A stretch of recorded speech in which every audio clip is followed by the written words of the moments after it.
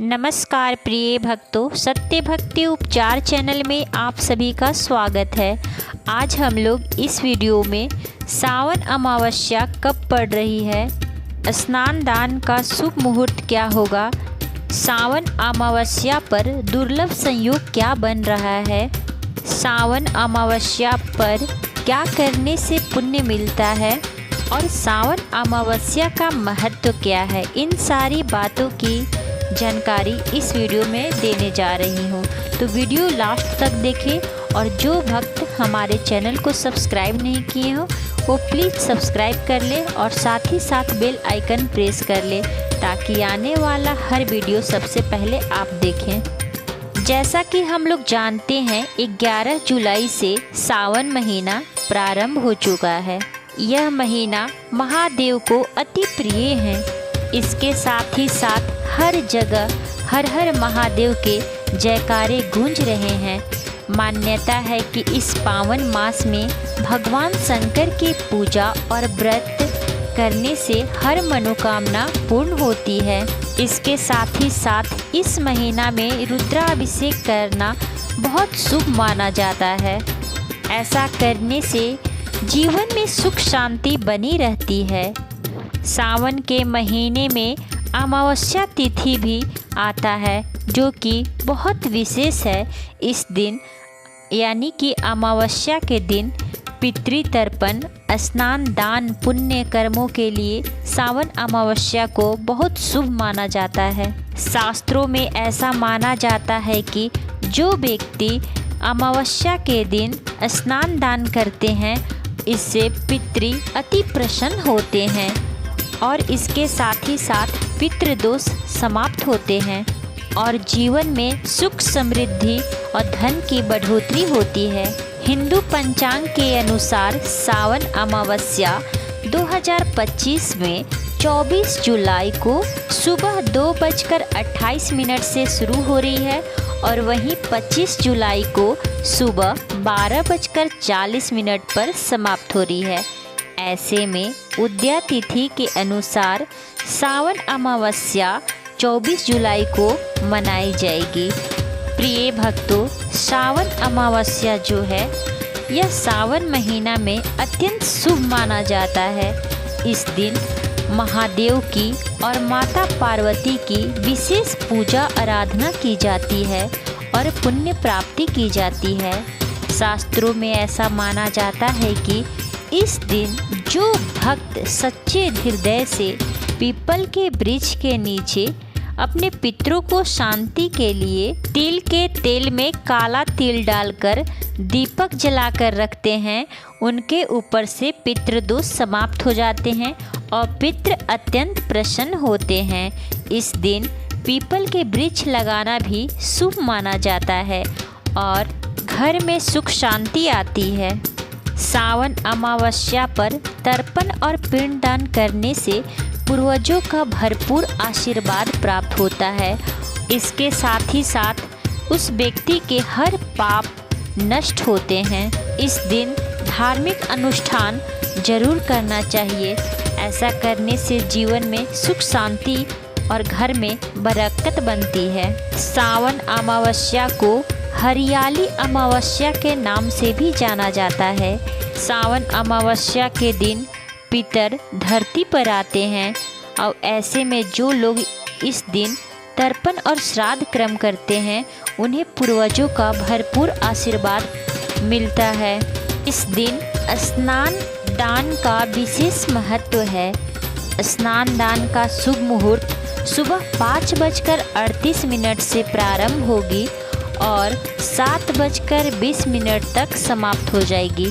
वहीं चर मुहूर्त जो है वो सुबह 10:35 से शुरू होगी और दोपहर 12:27 तक समाप्त हो जाएगी और लाभ मुहूर्त जो है वह दोपहर 12:27 से शुरू होगी और 2:10 पर समाप्त हो जाएगी। सावन अमावस्या पर क्या करने से पुण्य की प्राप्ति होती है?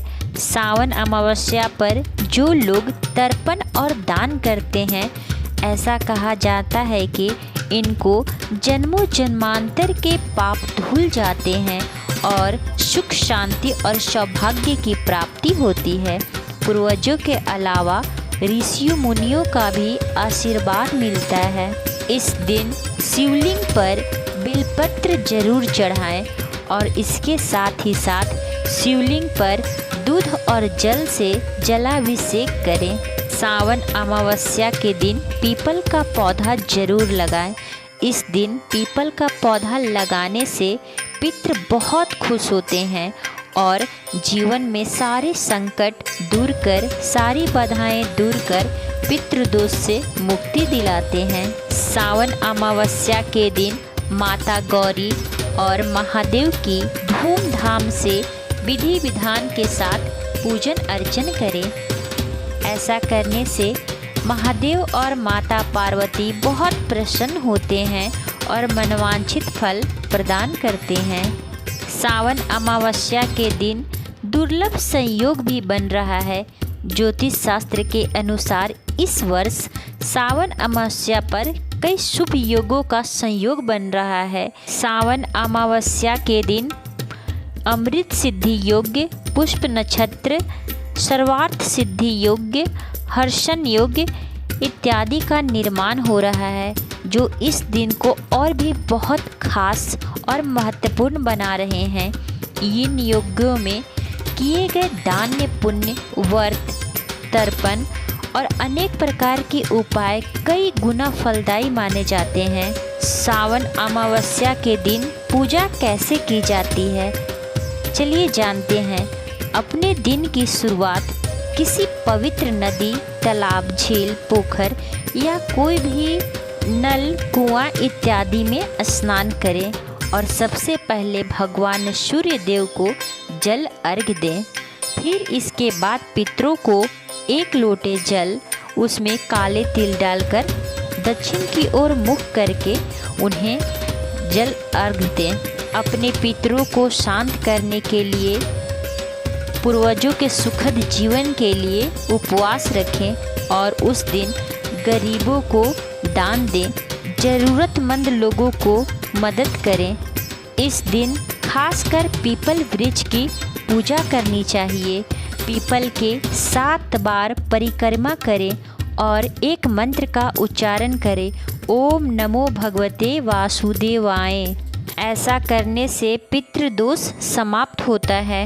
इस दिन तुलसी, नींबू, पीपल, केला, बरगद इत्यादि का वृक्ष लगाना बहुत ही शुभ माना जाता है, क्योंकि ऐसा माना जाता है कि इन वृक्षों में पितरों का निवास होता है, देवताओं का निवास होता है।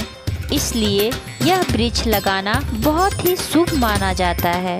यह दिन इतना खास होता है कि एक उपाय जरूर करें ताकि ज़िंदगी में आने वाली हर कष्ट बाधाएं समाप्त हो जाएं और ज़िंदगी में खुशियां ही खुशियां आए।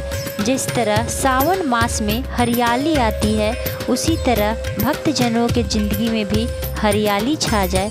उसके लिए एक छोटा सा उपाय है कि अपने घर के आसपास तालाब या नदी में मछलियों को आटे की गोलियां खिलाएं। दूसरा उपाय है अपने घर के आसपास चींटियों को चीनी या आटा जरूर दें। तीसरा उपाय है कि इस दिन नज़दीक के हनुमान मंदिर में हनुमान चालीसा का पाठ करें। इसके साथ ही साथ हनुमान जी को सिंदूर और चमेली के तेल का दान दें। इन सारी उपायों में से एक भी उपाय यदि आप कर लेते हैं तो आपकी हर मनोकामना शीघ्र पूर्ण होगी, पितृदोष समाप्त होगी, घर में सुख शांति आएगी, सारी बाधाएं समाप्त होगी। धन्यवाद।